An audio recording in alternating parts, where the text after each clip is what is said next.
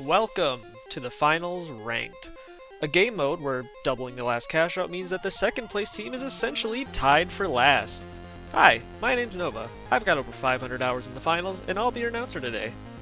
Griefing is a topic that isn't new to the finals. It's something that the community has been dealing with for a long time, and unfortunately there just doesn't seem to be a ton of great solutions without completely changing how the game functions. As someone who is currently in Ruby at the time of this video, I wanted to give my thoughts on the matter based on my experiences with it. For those of you who don't know what griefing is, let me give a quick breakdown. Griefing, in most cases, refers to the targeting of another team to alter that team's placement in the tournament. This is almost always the first place team targeting the second place team in an attempt to get the third or fourth place team into the next round. The first place team does this because they want the next round to be easier, and hopefully gain themselves more ranked score. Now, I will never say that this isn't a valid strategy, and I've done it many times myself. In fact, it's kind of something you expect to see every match that you play. The unfortunate part about this is that the second place team is almost never fully safe. Even in matches where both the first and second place teams are completely steamrolling the lobby, being in second means that you're at risk of losing. All it takes is for one last cash out to be doubled, and your quote nearly perfect round gets put in jeopardy simply because you played well early in the match but maybe had less kills or maybe one more wipe than the leading team. Now, I'm not saying that the third and fourth place team shouldn't have a chance to win, because that would be unfair too. Part of the finals that I love is getting those clutch steals that make you bite your fingernails, and truly they feel amazing to pull off. Griefing somewhat takes that feeling away. When you get griefed into the next round by the first place team, sure, you probably appreciate the fact that you won't lose points, but at the end of the day, you progress because somebody else let you, and not because you were the better team. I personally don't think that it's healthy for the game, and there needs to be better ways to prevent griefing from happening as a whole.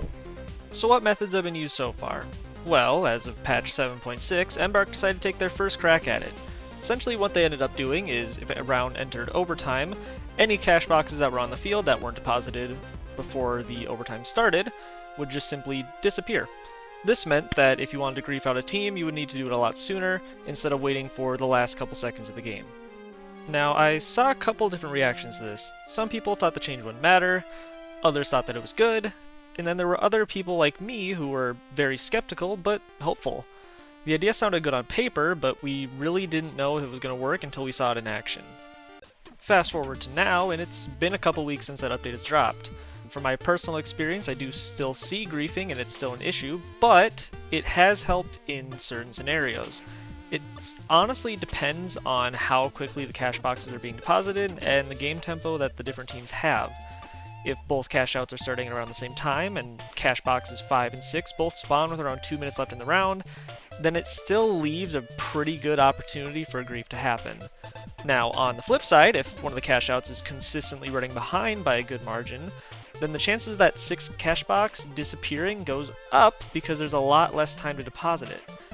Embark themselves have stated that they are still looking into other possible ways to deal with griefing as of the most recent patch, so I'm excited to see what they come up with. This leads me into some other ideas that I've heard within the community, and one that I actually came up with myself. A fairly popular idea is that the first place team would simply go into some sort of spectator mode once they're guaranteed to qualify for a round, and while I do like the idea, I don't think that the first place team should be ever completely risk-free. There are some games that get so close between first and second that one wipe could be the difference between moving forward and getting griefed out. So while this method would stop them from interfering with that second place team, I don't think that removing the risk factor from the first place team is the way to go about it. Moving on to the next idea, it's that the last cash outs simply just can't be doubled. And while this could work in games where all or most of the teams are around the same score, if the first and second place teams are already way too far ahead, this makes it impossible for the third and fourth place teams to come back at all. So there'd be no reason for them to try within that last 2 minutes of the match, and that would kind of make them boring and pointless for the third and fourth place teams. I said earlier that the clutch last second steals are a part of the reason why I love the finals, and removing any chances of winning from the last place teams kind of takes that away. So what's my proposed solution? Well, it was something I came up with when I was just laying in bed one night, and I have to say I'm decently proud of it. I would call it double or nothing, and this is kind of how it would work. Once both of the last cash outs spawn, in order to double a cash out, the person holding the cash box would have to hold the interact button for the same amount of time that a steal takes in order to insert that second cash box. This would come with an audio cue, and I'm suggesting maybe the one that they use for the old banquet mode, as well as the same flashing that you see when a team is trying to steal. The sound would have to be different so that you can differentiate between the two, but you kind of see my vision there. Now, before you rush to the comments to tell me how trash of an idea this is, just hear me out for a second. The reason I'm suggesting this method over some of the other ones is because the main thing I'm noticing is that the second place team is always under some sort of pressure, even in cases where they shouldn't be and they have maybe even $30,000 more than the third place team. When the last cash out spawn, second place has to decide whether they want to split, which isn't always possible because teams try to hold different locations, or the other option is to prevent a double. The problem with preventing a double is that as soon as that box gets anywhere near a cash out, it's almost impossible to prevent it from going in, and in cases where the first place team is trying to help that double start, the second place team needs to work that much harder because now there are 3 other teams who are all trying to double that last cash out, which the second place team obviously doesn't want.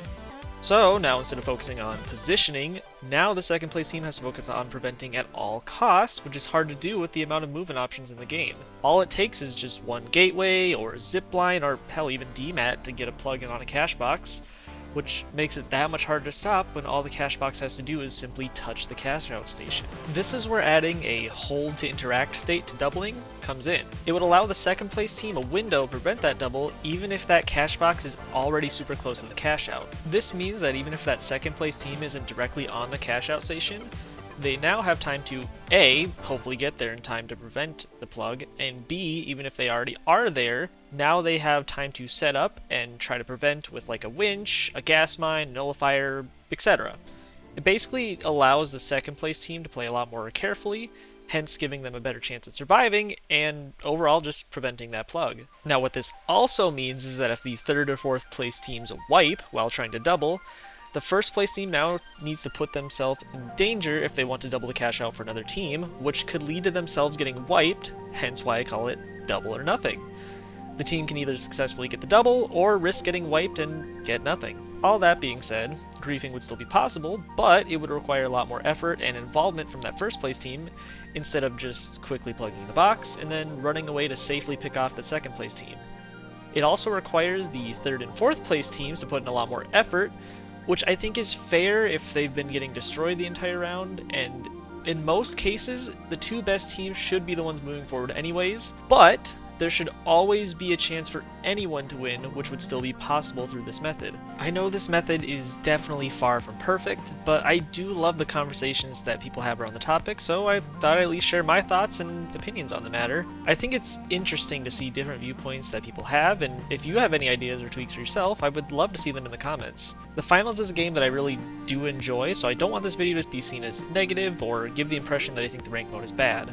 I simply want to promote discussion on the topic and see what kind of ideas people come up with. At the end of the day, I'm more than content with where the game is as far as balance, and the Finals has come a long way since Season 1. Griefing will always be a tough topic to address, and the devs can only do so much because of how the game functions. Regardless, I think they're doing a great job, and I really do hope this game gets the attention it deserves. I am planning on making more content on this game, so if you enjoyed the video, please leave a like and a comment on what you'd like to see next. Subscribing is also appreciated, as this is my first video on the channel, and any support is appreciated. Thank you for taking the time to watch, and I hope to see you all in the Finals. Take care.